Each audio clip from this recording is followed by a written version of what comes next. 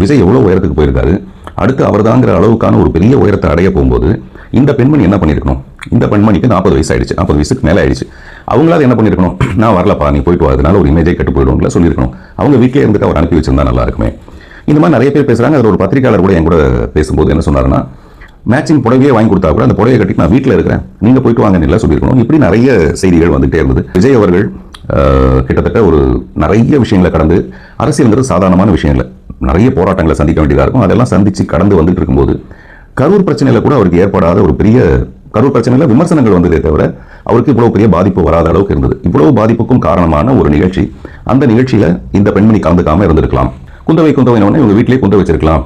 வெளியில வந்ததுனால பாருங்க எவ்வளவு பெரிய பிரச்சனை ஆயிடுச்சுங்கிறது ஒரு பெரிய ஆதங்கம், உண்மையிலேயே பெரிய ஆதங்கம். அவ்வளவுதான். அதனாலதான் நண்பர் சமுத்திரகனி கூட அவர் பேசும்போது, நீ யார்கிட்ட உன்னோட ஈகோவை காட்டுற, எதுக்காக இவ்வளவு பெரிய ஈகோ, யாரை மிரட்ட பாக்குற நீ, எதுக்காக அப்படின்னு அவர் பேசுனது அவரும் காசு வாங்கிட்டு பேசல. அவரும் ஒரு ஆதங்கத்துல, ஒரு அன்பின் மிகுதியில தான் அவரை அறியாம பேசுற ஒரு விஷயமும்.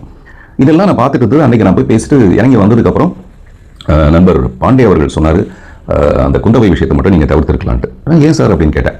நீங்க பாருங்க, நாளைக்கு பாருங்க அப்படின்னாரு. நான் உடனே இது எதுக்கு, நான் எப்பவுமே இந்த பிரச்சனைகளை விரும்பாதவன். அது எந்த பிரச்சனையா இருந்தாலும் அதுக்கு உடனே ஒரு தீர்வு வந்துடணும்ட்டு உடனே கலாட்டால இருக்க அவங்க அருணா மேடம்க்கு ஃபோன் பண்ணி அவங்களுக்கு மெசேஜ் அனுப்பினேன். நைட் ரொம்ப நேரம் ஆயிடுச்சு, அப்போ நான் உங்களுக்கு கூப்பிடக்கூடாதுங்கிறதுக்காக மெசேஜ் அனுப்பி, தயவுசெய்து அதை டெலிட் பண்ணிடுங்க, அது எதுவிதமான விஷயத்தை எதுவும் ஏற்படுத்திட வேண்டாம்னு சொல்லிட்டு காலையில் பார்க்குறேன். காலையில் பார்த்தா வேற ஏதோ ஒரு வீடியோ மூலமாக அது வெளியாக இருந்தது. அது என்ன மாதிரியான ஒரு பெரிய பாதிப்பை போக போக ஏற்படுத்திச்சுன்னா, நான் சொன்னது ஒரு பெண்மணியை பற்றி, ஒரு 3வது மனுஷியை பற்றி, எனக்கு சம்மந்தமே இல்லாத ஒரு 3வது மனுஷியை பற்றி. இந்த பிரச்சனையில் மொத்தம் 3 பேர்னு எடுத்துக்கிட்டா, முதல்ல என்னுடைய அன்பு நண்பர் விஜய், அவருடைய வளர்ச்சியை பார்த்து நான் ரொம்ப சந்தோஷப்படுற ஒரு நண்பர். 2வது இடத்துல அவருடைய மனைவி இருப்பாங்க. இன்னமும் கோர்ட்டு தீர்மானிக்காத வரைக்கும் இப்போ வரைக்கும் அவங்க மனைவி தான், அந்த முக்கியமான ஸ்தானத்தில் தான் அவங்க இருக்காங்க.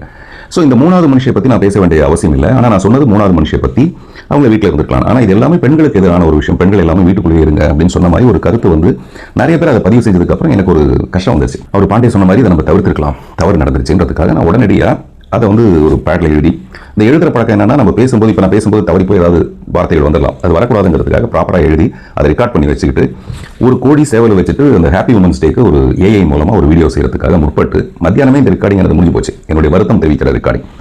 ஆனால் அது ஏஐ முடிகிறதுக்கு ராத்திரி 8 மணி 9 மணி ஆயிடுச்சு. இதெல்லாம் நான் பதிவு பண்ணி போடும்போது பை த டைம் எனக்கு அந்த ட்வீட் ஒன்று வருது. அந்த ட்வீட்டில் ஆர்கனைசர்ஸ் சொன்னாங்க, எனக்கு இந்த மாதிரி இவரே விரும்பி அந்த ஃபோட்டோவை போட சொல்லி அப்படின்லாம் வந்தோடனே நான் வருத்தம் தெரிவித்தது ரொம்ப சின்சியராக மனப்பூர்வமாக தான் தெரிவிச்சேனே தவிர, இப்படி ஒரு ட்வீட் வரப்போகுதுன்னு தெரிஞ்சுதான் நான் வருத்தமே தெரிவிச்சிருக்க மாட்டேன். அதை பார்த்ததுக்கப்புறம் எனக்கு மனசில் ஏற்பட்ட விஷயம், இன்னைக்கு நான் இப்படி ஒரு வீடியோவை பண்ணணுங்கிற ஒரு உத்வேகத்தை எனக்கு ஏற்படுத்தியிருக்கு.